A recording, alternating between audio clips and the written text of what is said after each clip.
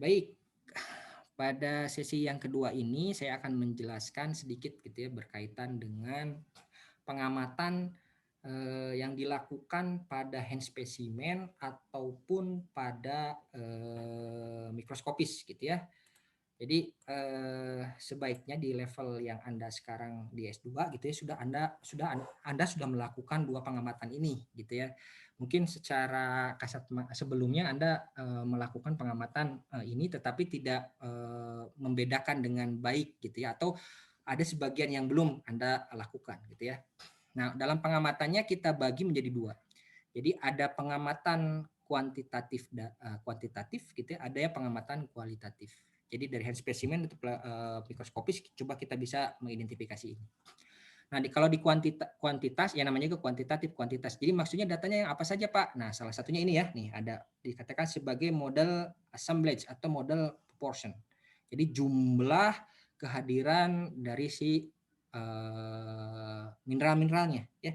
Jadi biasanya kalau Anda melakukan deskripsi kan ada di situ, Pak, plagioklasnya sekian persen. Yang ini adalah olivinnya sekian persen. Mineral opaknya sekian persen. Nah, itu disebut sebagai model assemblage atau model proporsinya. Itu Anda sudah melakukan kuantifikasi. Nah, tetapi dalam proses kuantifikasinya biasa Anda juga lakukan dengan mudah gitu ya. Biasanya kita membandingkan dengan chart ya. Betul tidak? Ya. Oh, lihat pengamatan chartnya kira-kira sekian persen atau bisa menggunakan quarter. Nah, sebaiknya sudah di level ini Anda juga bisa menambahkan lebih spesifik gitu ya, lebih jadi sudah banyak orang melakukan pengkuantifikasian ya menggunakan bukan dengan chart gitu ya, dengan menggunakan pengamatan langsung menggunakan software gitu ya. Jadi hasilnya akan lebih baik gitu ya. Tetapi kita membutuhkan waktu agak sedikit lama gitu untuk melakukan proses itu. Tetapi hasilnya dari seorang dengan orang yang lain itu relatif sama gitu ya kalau melakukan pengamatan yang sama gitu ya. Jadi kalau untuk yang tadi membandingkan dengan chart biasanya objektif ya, oh kamu berapa persen atau sekian sekian sekian persen. Nah, itu ada terjadi. Tetapi dengan menggunakan tadi bantuan software gitu ya, kita bisa mengidentifikasi lebih spesifik tuh jumlahnya sekian persen. Nah, itu coba yang kita lakukan. Nah, yang kedua sebenarnya bukan itu saja untuk nilai kuantitas gitu yang memang bisa kita kuantifikasi gitu ya. Nah, salah satunya ini saya dapatkan dari bukunya Maaf di sini saya lupa untuk mencantumkan dari Mars gitu ya. Maaf, Higgins gitu ya. Ini dari kuantitatif petrologi. Nah, number dari tekstural komponen yang kita bisa quantified itu salah satu banyak sekali gitu ya. Ini salah satunya adalah size of grains, kristal gitu ya. Dari grainnya, ukuran grainnya, ada kristalnya, ada bubblesnya, nah gitu ya. Nah ini dari ini nanti bagaimana Pak fungsinya? Oh banyak sekali, banyak aplikasi yang bisa kita setelah kita hitung kita bisa mengidentifikasi lebih jelas tentang hal pathogenesis atau bagaimana kejadian dari si batuan tersebut. Atau shape dan boundary convolution of grain dan kristalnya gitu ya bentuknya ada yang pecah, ada yang bagus sekali ya seperti ini misalkan bentuknya ada prismatik gitu ya, ada yang mengalami perpecahan. Nah itu berarti kan menceritakan bagaimana proses si kristal ini dari awal sampai akhir gitu ya, sehingga menghasilkan bentuk di sana. Ya, itu pecahan tadi kan menunjukkan adanya dekompresi gitu ya di dalam satu magma conduit atau maupun di magma chamber atau pada saat akan meletus gitu ya. Nah itu bisa kita ceritakan gitu ya di antara satu lava dengan lava yang lain.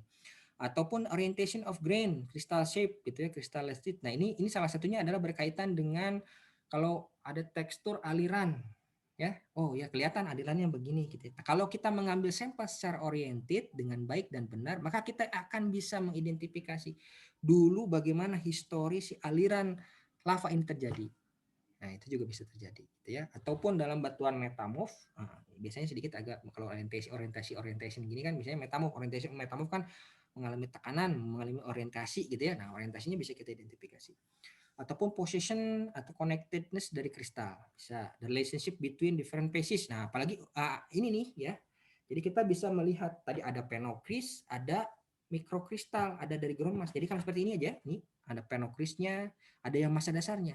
Nah, dari sini kan dua histori pembentukan jadi si batuan ini pernah mengalami dua histori pembentukannya. Pertama adalah yang kristal-kristal besarnya dulu, yang berikutnya lagi adalah kristal-kristal yang kecilnya, gitu ya. Nah, bagaimana nih histori terjadinya?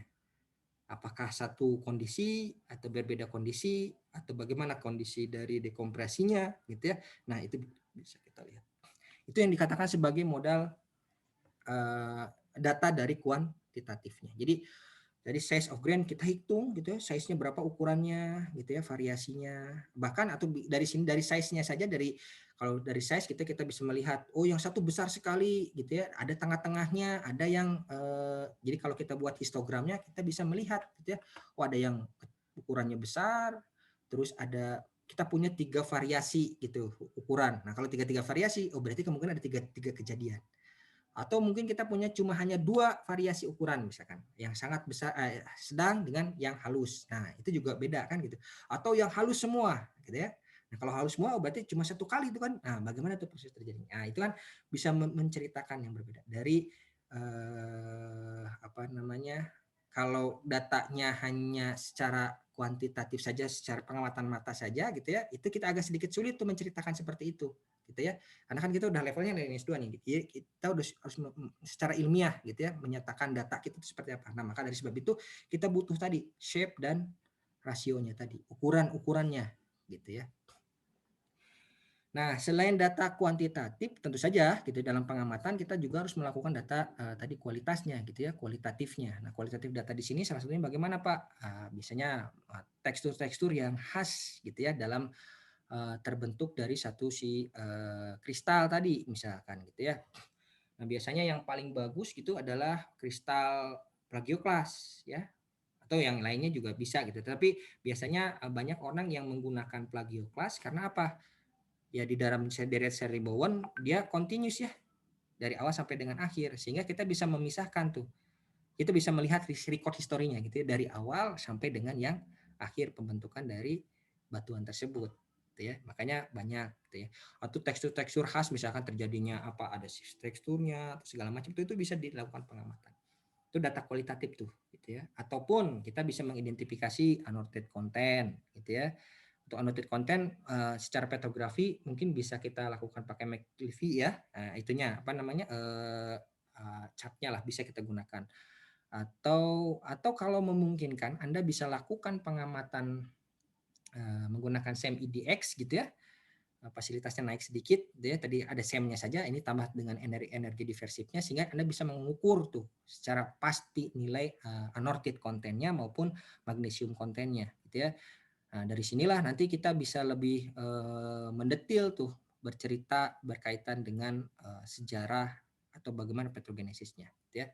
Jadi dari dua data ini yang dipahami terlebih dahulu adalah Anda akan melakukan, jadi diusahakan dalam satu proses yang sekarang gitu ya. Jadi ketika deskripsi itu bukan hanya oh ya deskripsi batuannya saja Pak, ini kira-kira nama batuannya ini Pak. Nah, bukan gitu saja, tetapi Anda bisa gitu ya kira-kira bagaimana nih proportion yang tadi itu selain itu ditambahkan dengan ukurannya gitu ya, rasionya.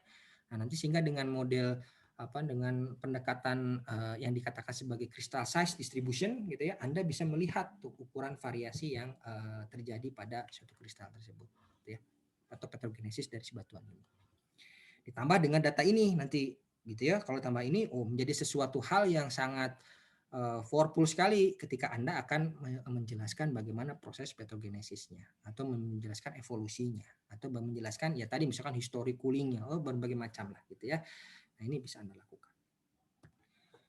Nah, untuk pengamatan ini sedikit saya sampaikan juga gitu ya berkaitan dengan skala ya, tentu saja skala.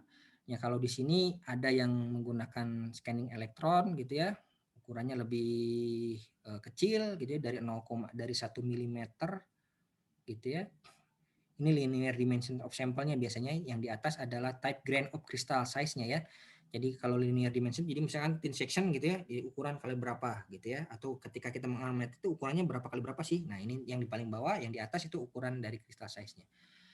Nah pengamatan crystal size yang bisa kita identifikasi untuk tadi menggunakan SEM gitu ya, atau menggunakan IMP atau TEM gitu ya. Nah ini ukurannya dari 0,1 mm sampai dengan 0,0001 mm.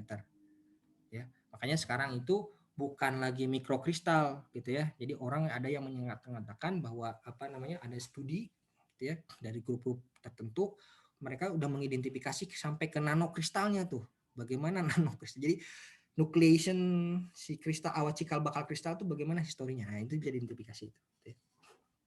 Yang pertama. Atau yang biasa kita memang ini agak sedikit ya mahal ya. Nah, yang bisa kita lakukan yang ini misalkan tadi ya antara ukuran slab dengan yang thin section nih ya, slab dengan thin section. Nah, ukurannya ya dari ukuran berapa nih ya? 100 mm ya kurang gitu ya, sampai dengan nah ini 0,01 mm. Nah, kita bisa lakukan nih ya. Gitu ya pengamatannya. Nah, dengan ukuran tadi gitu ya, ya di antara rentang ini sebenarnya ya lumayan kita sudah bisa menceritakan ukuran-ukuran kristal bagaimana histori pembentukan dari ukuran yang sekian sampai dengan yang sekian gitu ya. 0,01 mm sampai dengan 100 mm ya, atau 1 cm ya. Ya, gitu ya. Sebelum itu mungkin kita mengambil lagi gitu ya outcrop surface-nya atau sample solution-nya lebih besar lagi gitu ya. Ini gitu ya. Nah, ini salah satu contoh-contohnya ya. Jadi yang di bawah ini adalah slab rock. Ukuran di sini adalah 8 cm gitu ya. Atau sebenarnya bukan kalau Anda mengambil gitu di sampel di lapangan biasanya ukurannya kan atau 10 kali 10 gitu ya, atau 10 kali 10 terlalu besar. 5 kali 5 gitu ya. Nah, dari situ gitu ya, 5 cm kali 5 cm atau 8 cm kali 8 cm. Ini mungkin 8 cm. Nah, itu kan Anda sebelum Anda lakukan petrografi, Anda slab dulu tuh. Jadi di slab itu diratakan ya. Diratakan. Setelah diratakan, Anda poles. Biasanya polesnya itu macam-macam ya. Polesnya sampai udah tergantung ukuran ya. Ada dari 800, biasanya sih cukup sampai 1000 ya atau 2000 lah gitu ukuran meshnya dari partikel polesnya. Nah, itu nanti kelihatan tuh dari tekstur si kristalnya. Ya, dari sini nanti baru kita bisa lakukan ya pengamatan tadi ya secara kuantifikasi size-nya tersendiri. Nah, ini petrografi gitu ya, ukurannya lebih atau katadoluminescence gitu ya.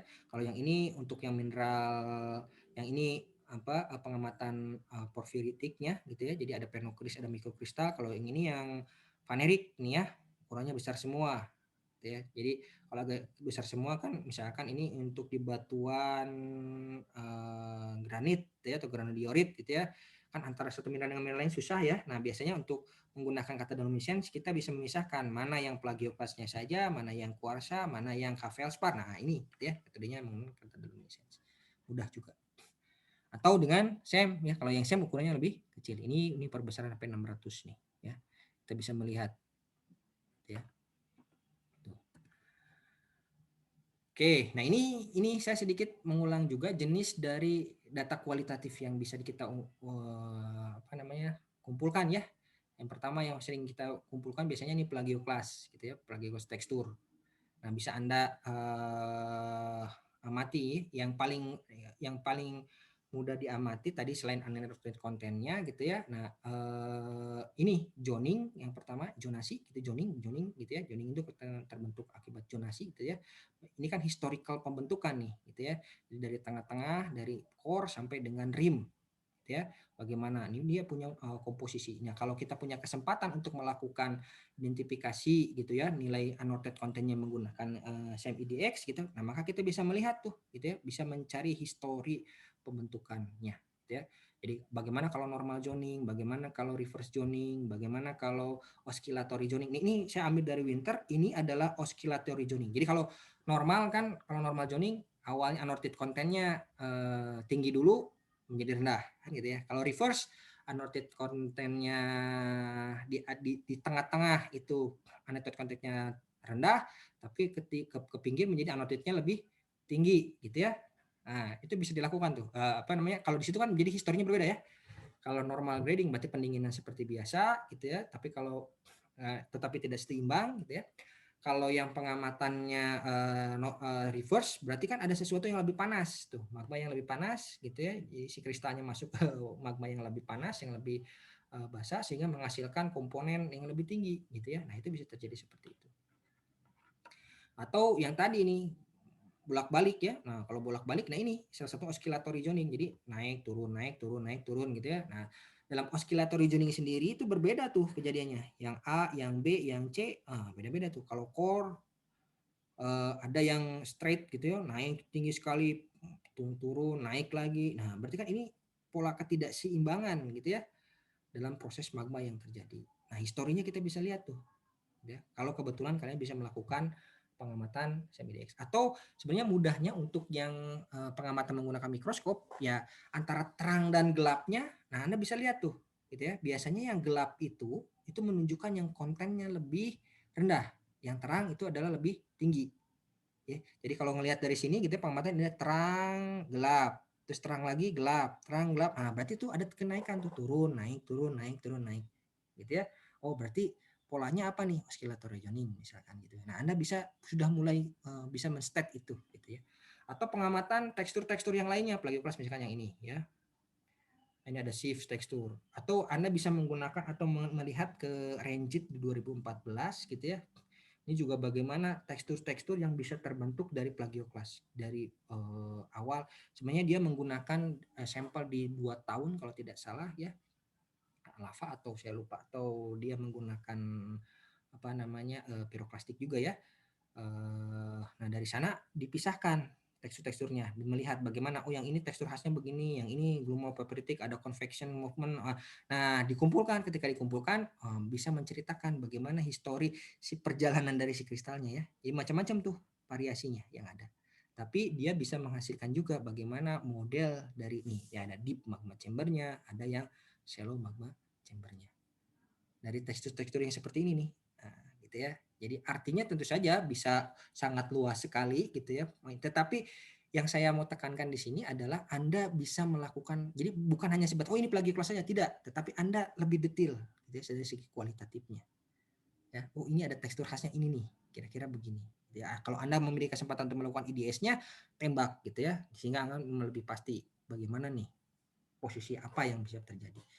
Ya seperti shift tekstur ini kan sebenarnya ada gelas-gelas yang masuk ya.